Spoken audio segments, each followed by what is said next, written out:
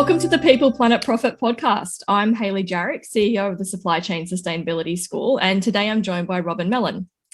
Mellon has combined his love of the environment, passion for sustainability, experience with supply chains, and qualifications in real estate and finance to become one of Australia's experts on sustainable supply chains. The former Chief Operating Officer of the Green Building Council of Australia and founding CEO of the Australian Supply Chain Sustainability School, Robin is now CEO of Better Sydney.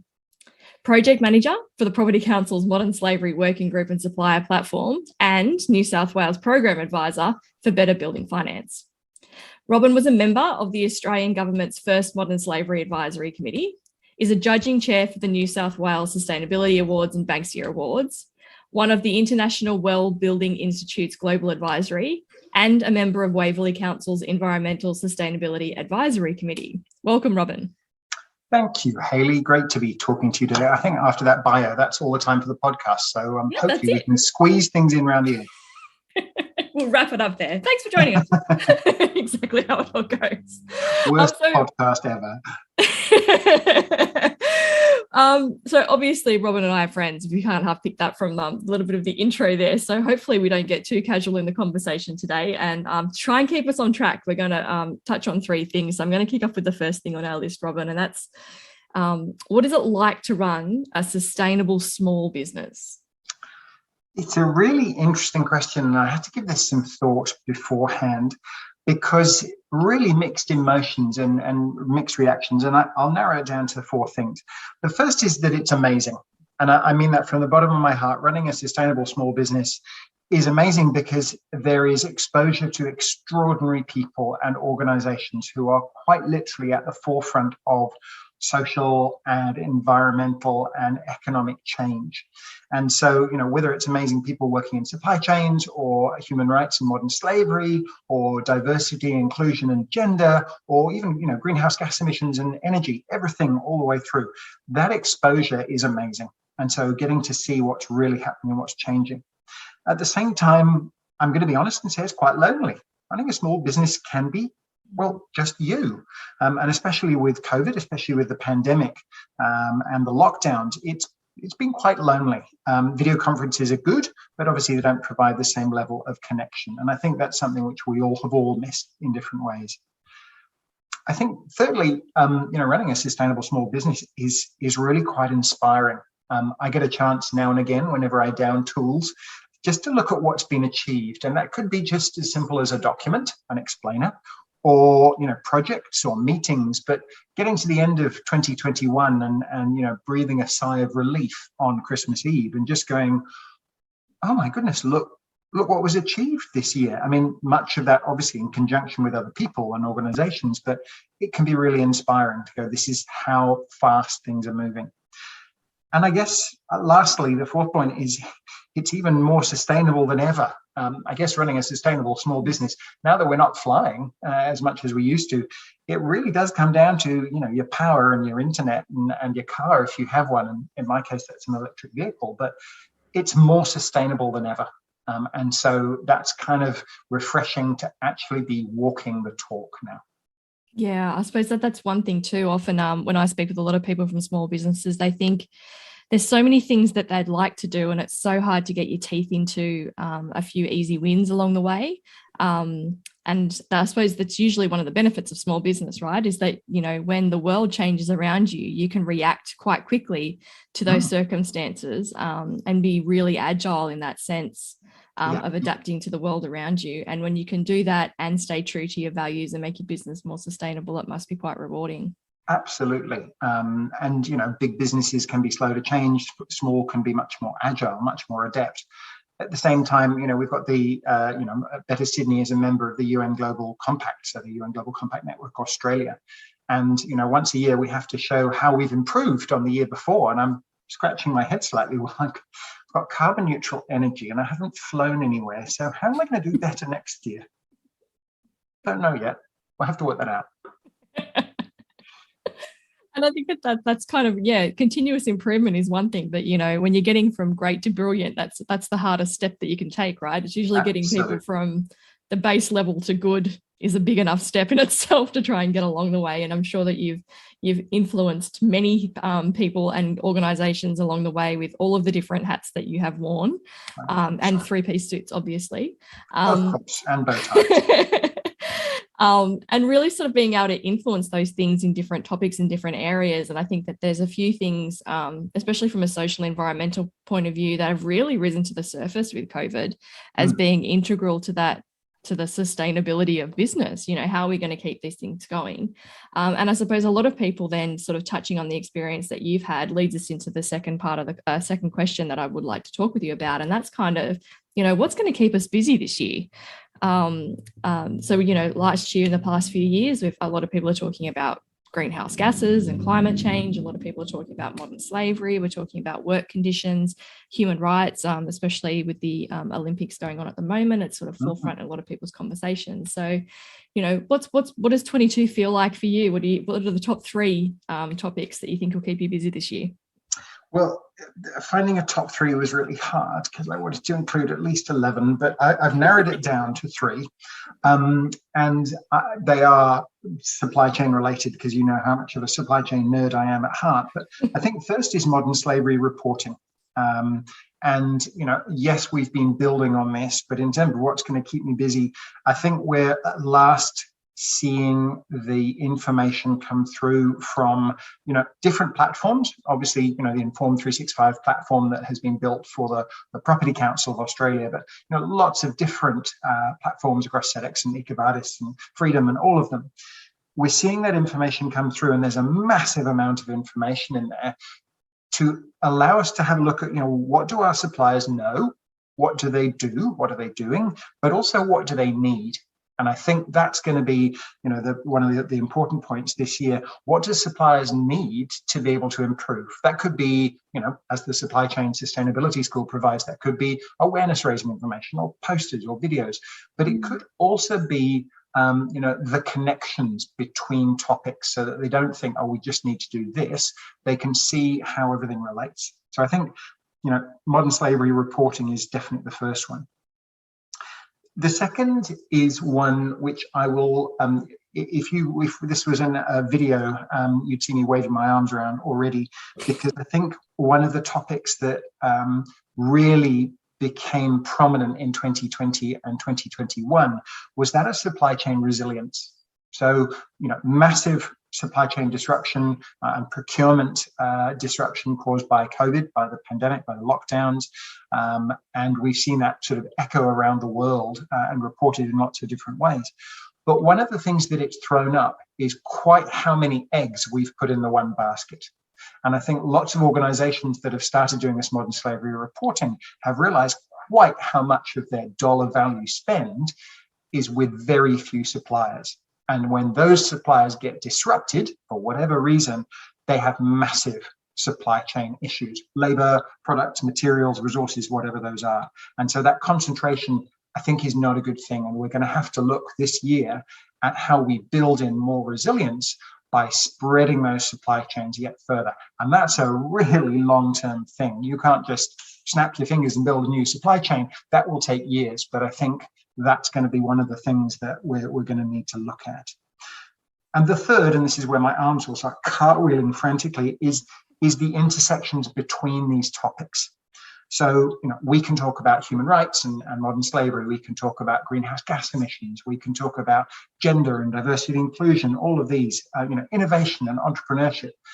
I think we need to be looking at the intersections between these topics to understand the really big, the strategic levers that we need to pull to actually not just help human rights and modern slavery, but greenhouse gas emissions as well, and diversity inclusion, and things like empowerment and education of women and girls, improving family planning, will actually have multiple benefits rippling through multiple countries and supply chains.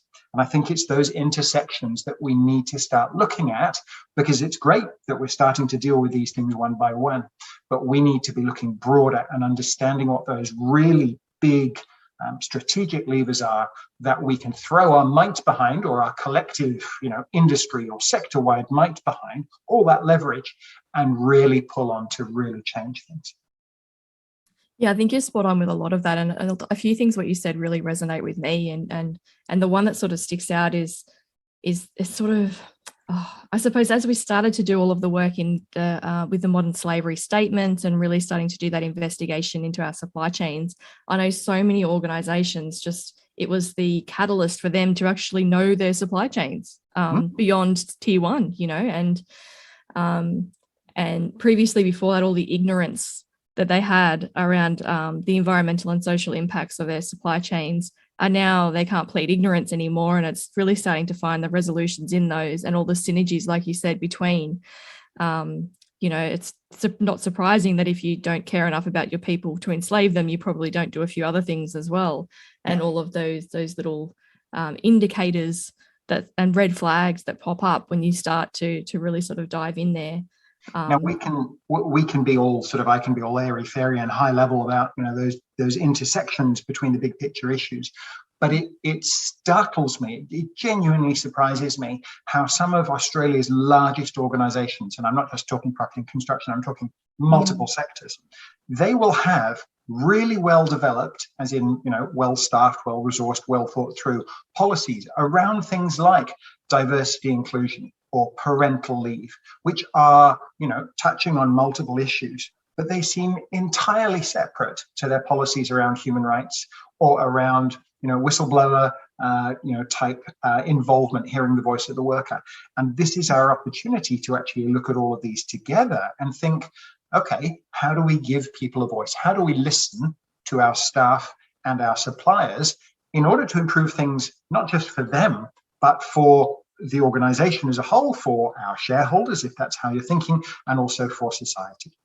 Yeah, definitely. And I think one of the other areas that you've really touched on is around that, the oversimplification of suppliers in that chain, like how much dollar spend is happening with just a few people, and how vulnerable that can be when all the eggs are in the one basket, as to use the saying that you used.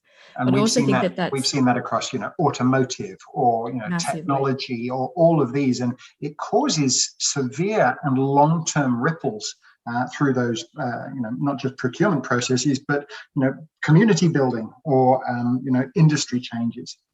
Yeah, and I'm starting to see a few of those procurement and supply chain channels move into circular supply chains. So the same supplier you might ship your secondary resources off to might be one of the suppliers you purchase goods from as well, and how that cycle effect can really start to decrease some of the waste and things from different organizations, and the complexities of those relationships that are your customer and your supplier and not either or, and how does that work with all the internal processes and things that are happening, and those complex ecosystems and collaborations that are required to get the best outcome, as opposed to having this very black and white boundary level relationships between different parts of the supply chain. So hopefully we can get some more transparency through them, and getting more of our supply chain collaborating with each other, which I know is sort of a common thing that you and I have been fighting for years. So hopefully that gets in there as well. And hopefully this year, the linear economy will be dead, long live the circular economy, but at least we can start making moves towards, or how do we put things back into circulation? How do we reuse these resources or products or materials in a much smarter way to make business sense, not just some sort of airy-fairy principle? Yeah, absolutely. And I think I'm very conscious of waste as a failure. You have secondary resources. Like, if you wouldn't throw away money, then don't throw away your secondary resources either. And really sort of tapping into those relationships that we need, because in nature there is no waste. So we really need to treat our businesses and our homes the same way that we would like to, in order to maximize the efficiency of all of those resources that we can get in that space as well. We're seeing the very beginning of that coming through, and whether it's supermarkets or greengrocers offering the imperfect picks, or whether it's at last we're seeing in consumables or cosmetics, we're seeing packaging which is not perfect pristine virgin plastic, but is made from recycled or composite materials. We're starting to see that pervading into the mainstream, and that's amazing, because it means it will then echo through into other sectors and other industries. Yeah, and I really hope that some of those small businesses, like to loop back to what we are talking to at the start, that, it's often someone with a great idea in their garage, or moving back in with their parents and in their garage, that have had this great idea for a sustainable business, and often go straight to consumer with a GoFundMe page set up, and you go and pre-buy something. And I really hope some of those small businesses actually step up to commercial level arrangements this year as well, to try and boost the scale of some of those great Aussie inventions that we can hopefully take to the world as well in that space. Absolutely. And I'm just putting this on the record. It doesn't matter how good my idea is, I'm not moving back in with my parents. Just letting you know. Oh, yeah, I know. I hear you. I don't think they'll have me either, just quietly. Well, busting that myth, and we can moving on to the last part, which is this terrible segue into my last question, Robin, which was around, well, what are the sustainability myths that need to be busted in 2022? I know this is usually a bit of a hot topic for me, because you chat with somebody about sustainability for the first time, and they throw up all of these common things that I thought we'd put to rest a long time ago, but they still keep rearing their head. And so I'm sure that you have similar experiences on different topics. So I know that you could probably name 47, but I'm going to keep it to your top 3. I'll even give you up to 5, but 3 is probably good. I can narrow it down to 3. I think the first, and I come back to this, again and again, because again, it doesn't matter the sector or the industry or the country, but one of the myths that I think we need to bust is that big business is bad. I think there is an easy tendency to bash big business. Oh, they're polluting, or it's all about shareholder value and not about real change or social outcomes. I think we need to understand the positive behaviors of big businesses and the real opportunities for leverage there. And whether you look at the ability for large organizations to come together and really change supply chains, or you actually look at the investment by some of these larger organizations in creating something better, not just a bit less bad, but something good. And so that myth that big business is automatically bad, I think we need to grow up and move on from that, because there's a lot of great examples. That doesn't mean, and I will be very careful, that doesn't mean all big business is good. But I think we need to, be very cognizant of what's going on and the opportunities there. The second, and we touched on this earlier, but this is a really important myth that, of course, underpins a lot of my work, is that these topics are isolated. We've mentioned, we could talk about food waste, or as we just were, or circular economy, or greenhouse gas emissions, or gender, or human rights. The myth is that these topics are isolated, right? We've got 0.2 of an FTE, so we're going to do a bit of work on human rights or food waste. Yep. The answer is they're all connected.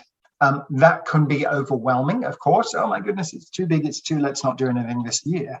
But I think what you need to look at is the way in which they're all connected, and therefore, how can we, in any good change management perspective, how can we make the cost of inaction, as you were just saying, waste is a bad thing. How can we make the cost of inaction substantially more and connect all of these together so we can be achieving multiple things? And the third and last one, it may sound obvious, but I'm starting to hear things around the traps. The myth that needs busting is that modern slavery is going away. We've got the Modern Slavery Act, we're reporting each year, it asks for continuous improvement, so another few years and we should be right. And that just gets on my nerves, because if anything, COVID and the pandemic and the massive supply chain disruption has made things a lot worse for a lot of people. And I'm not just talking about levels of poverty or lack of education or gender roles being entrenched. I'm talking about vast swathes of people being moved from, say, sex work or being trafficked into other industries where their labor can be more profitable. And I think we need to get real that modern slavery is probably going to get worse before we start seeing real improvements, and it's going to be even better hidden. So what we need to start doing is start getting smarter about what we know, the way in which we're working with our suppliers, our staff, our connections, and actually build supply chains that with whom we can collaborate. Yeah, I think you're spot on there. And I think that even just the thought process of some people have been using around modern slavery is sort of year one, we'll do our analysis. Year two, we'll educate the supply chain. Year three, tick, solved, Yeah. like it's kind of in that. And it's that continuous rolling, that continuous analysis, the continuous education and training, the continuous working with your supply chain, the staying on the ball with the voice of the worker and the voice of your customers and supply chains that are sort of going to keep that prevalent. And it's going to evolve, because guess what? For hundreds of years, unfortunately, humans have been taking advantage of other humans. And just when you think you found a way to prevent one human rights abuse and resolve it, another one will pop up somewhere else, and we just need to stay constant and vigilant to protect our species, good versus evil and everything in between. So now, having said that, I will try and end on a positive. And I've been, I'm extraordinarily fortunate in that I get to work with multiple sectors. And as I said at the beginning, some amazing people, extraordinary people. In the last month or so, I've worked with, one of Australia's leading gold and mining resources companies, one of Australia's leading dairy cooperatives, one of Australia's leading timber producers, importers, distributors. And each of those are independently doing amazing things. And they are stepping up and saying, right, how do we source ethically? How do we make sure that we're working with our suppliers, not just handing them a plate full of things to do? How do we educate all of our staff to the point that they understand what this means and why it's important to them as people, but also to our organization? And they are all stepping up to implement real change. And I find that so encouraging that just in, those three, seemingly random sectors, there are people, pledging to really change things in 2022. And isn't that just exciting? So I know that, it makes me wake up and come to work every day and enjoy my job as well, because, you can make money and care for the environment and people at the same time. And as the more people where that light bulb turns on for them, it just makes me smile and brings a warmth to my heart and hope to my future and to my kids' future, and hopefully one day my grandkids' future. And so it really is a pleasure to come to work every day when I get to chat with delightful people like yourself and to work with the supply chain to get towards to that end. So thank you very much, Robin, for chatting with me today on the People Planet Profit podcast. And I'm sure it's not the last time you and I will talk, and hopefully we can invite you back again in the future for another edition. Thank you, Hayley. It's a pleasure to talk with you as ever. And yes, I look forward to these podcasts being a regular success.